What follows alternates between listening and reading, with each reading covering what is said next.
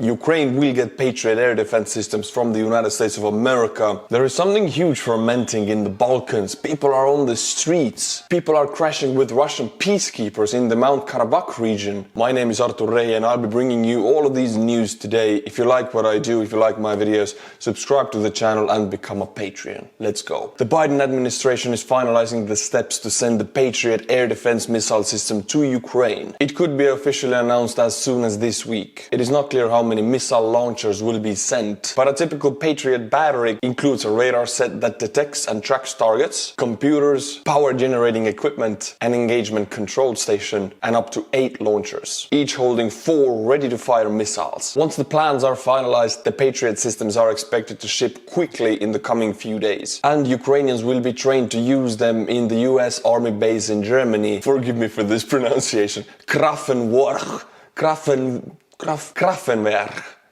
That base.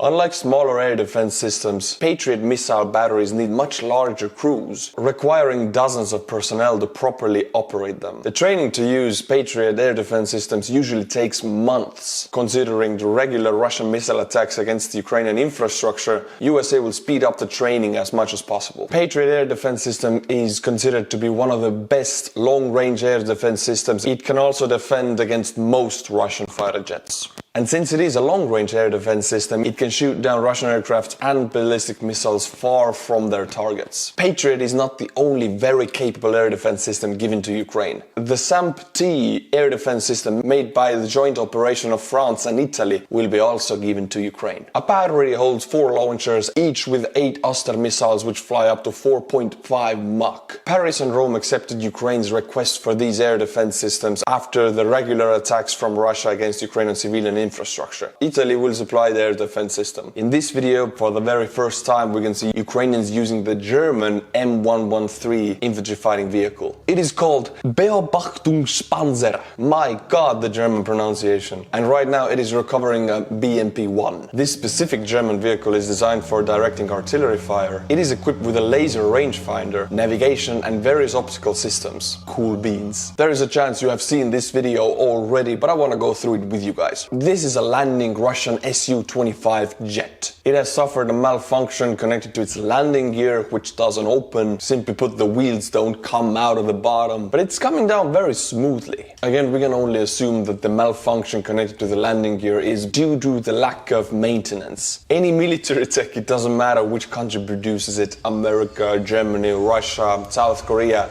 they all need a lot of maintenance. Unspeakable amount of hours maintained for every hour it is used. Russia doesn't maintain their military tech, and the result is right here, the landing gear doesn't open. I gotta give it to the pilot though, this landing is very smooth. There are some sparks, but the pilot saves his life by bringing the plane down very softly. I doubt this plane can be used anytime soon. Yes, my friends, it is time. I'm looking outside, there is snow. I'm feeling very Estonian right now. I'm feeling I have to butcher some foreign names with my Estonian pronunciation. Who knows, I might take your name next. I'm butchering 5 patron names who support this channel. Patriot Hutkisson. The name we will never ever have in Estonia. Tale Morris. Again, never having that name in Estonia. Taril Kaksisve Kob. Ian Brown. Joshua Montgomery. These were Patreons tier 10 or above. I killed their name. If you want to support this channel, Patreon link is in the description below. Who knows, I might be butchering your name also. My friends, I recently had a podcast with Anna from Ukraine. Link is in the description below. We were chatting, we were doing our podcast when suddenly there was a blackout and it cut off. Very worried what's going to happen.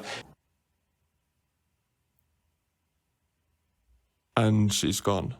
I guess that's a blackout. The podcast cut out mid-sentence. I still uploaded it. Go and check it out in the description below. Russian government gave the Mobiks, the freshly mobilized, a New Year's pack or a box with supplies. Now let's watch a video and let's see what supplies they got. How is the Russian government preparing these newly mobilized men for their deaths? Сейчас будет распаковка. Командир сказал от волонтеров на Новый год. Единая Россия, which is, when Russia still was a democracy, they had different parties, you know, as democracies do, and this is Putin's party. One Russia, or like the first Russia, or unified Russia, Единая Россия. Well, it is a dictatorship, of course, now, but this is the party's logo. I guess the pack came from the party. Так, Володя, поснимай.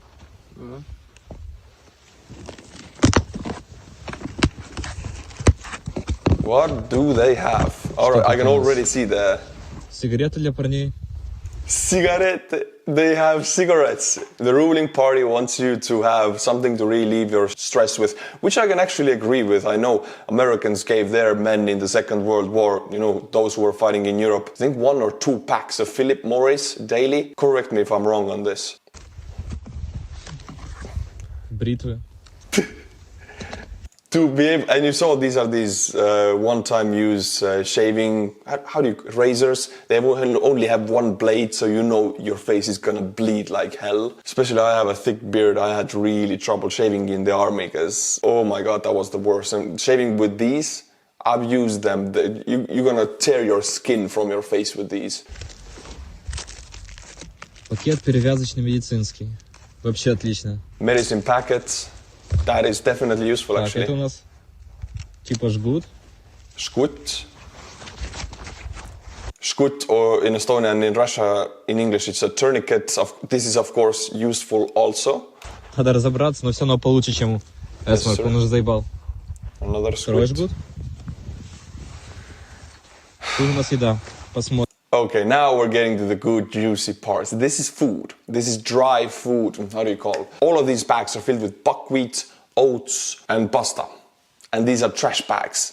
And this is what the ruling party of Russia, Единая Россия, gives their soldiers to survive. 2 tourniquets and buckwheat.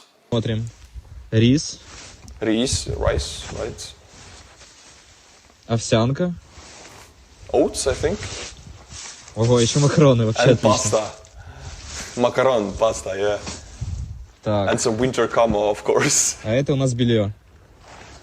My God. I don't know how these soldiers take it, of course, if they don't have food or clothing or tourniquets. This is a gift for them, but for me, this is an insult. If I would be sacrificing my life on the front lines and this is what I get from the ruling party, this is a slap in the face in my eyes. Another exchange of prisoners took place. 64 soldiers of the armed forces of Ukraine were released from Russian captivity. They fought on the Donetsk and Luhansk regions, including Bakhmut. Russia released a United States citizen who helped the Ukrainians. Murakesi Swedi is his name. They also returned the bodies of 4 dead soldiers. Jean-Claude Van Damme, yes, the famous actor in the United States, visited Ukraine without any prior announcement. I mean, while it is a bit strange hearing his pronunciation of Slava Ukraini, Slava Ukraini! I'm still glad he's doing it. Putting the cringe aside, this is very necessary. I think Western celebrities should visit Ukraine and bring awareness to the suffering in that country. We have all seen the video of Sean Penn in Ukraine giving his Oscar to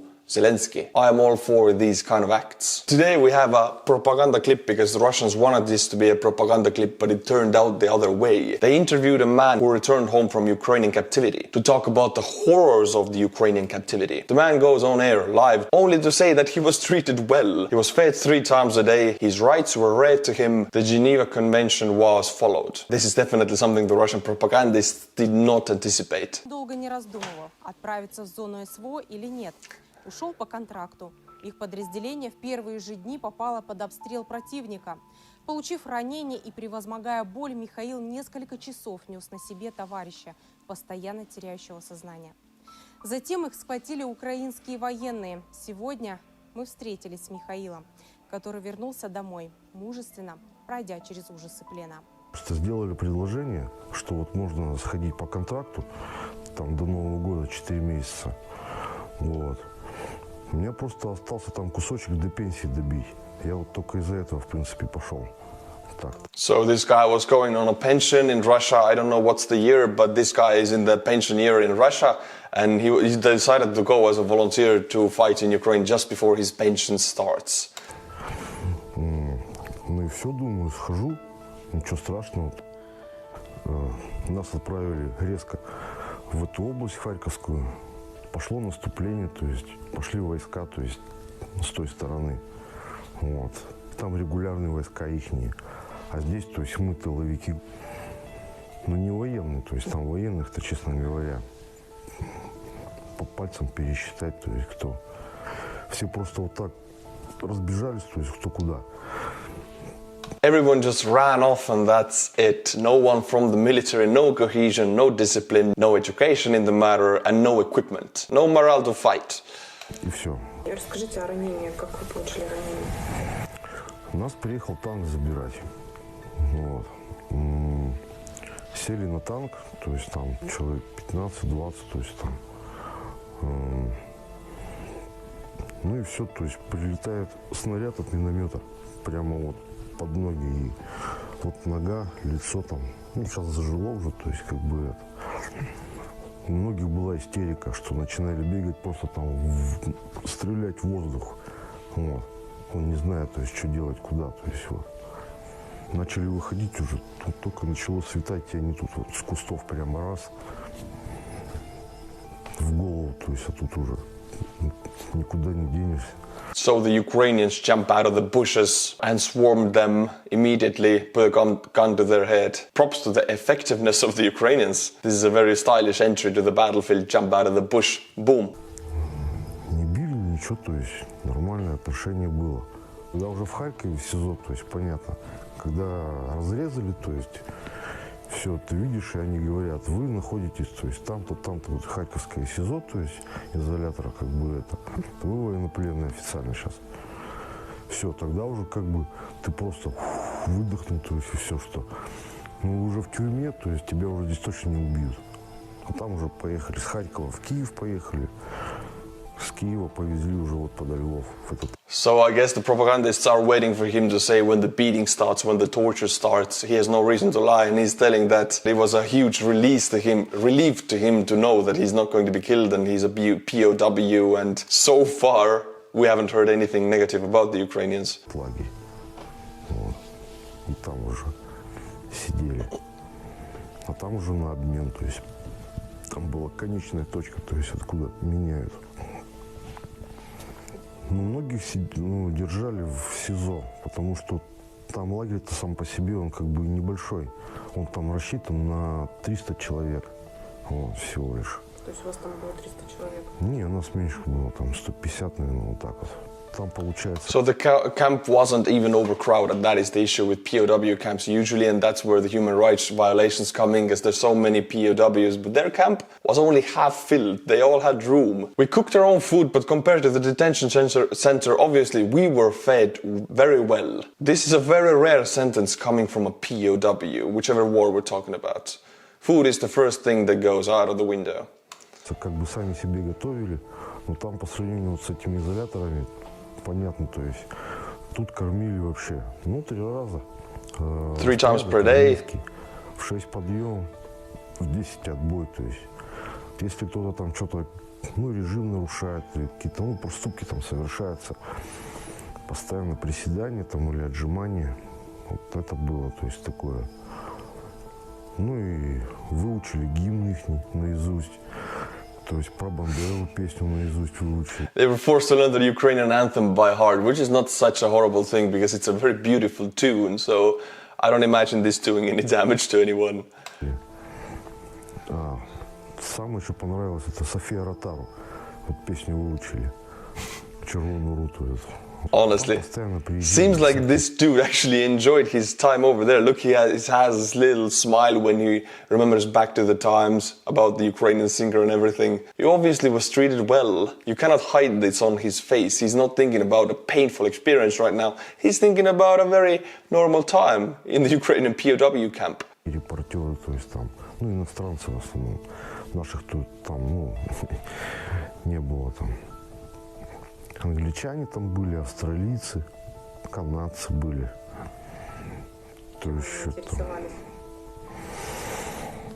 Просто вот интересовались, как вас содержат, то есть там вот все такое, то есть как питание, то есть, опять же, зачем приехали сюда, чем будете потом заниматься. Вас все равно, говорит, поменяют, если поменяют вас. То есть сюда собираетесь обратно ехать. Вот. Там все в камерах, там иностранцы там все понатыкали, там же все вот европейцы, то есть у них там конвенция вот эта женевская работает, то есть как бы они нам не зачитывали там и наши. These Europeans, they had their fancy Geneva conventions working there. Well, it said like it's this weird European thing, but this is the convention that actually makes his life so comfortable in the POW camp.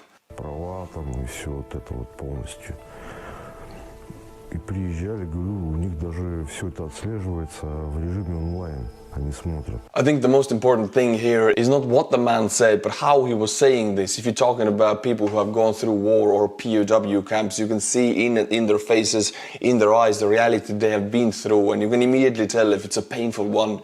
With this guy, I didn't see pain connected to that period in his eyes. There was some pain when they got caught and when they went to war, but not when he was in Ukrainian POW camp. This is what I read, at least. You might get something different out of this guy. Seemed like he had a very okay time there. My friends, it is time for news from the Balkans. The Balkans are restless. Protests continue in Montenegro and Kosovo. First of all, let's talk about the situation in Montenegro. Anti-government protests broke out in the Montenegro capital, Podgorica, after deputies from the parliament building voted to strip the country's pro-Western president of a crucial role in appointing the prime minister.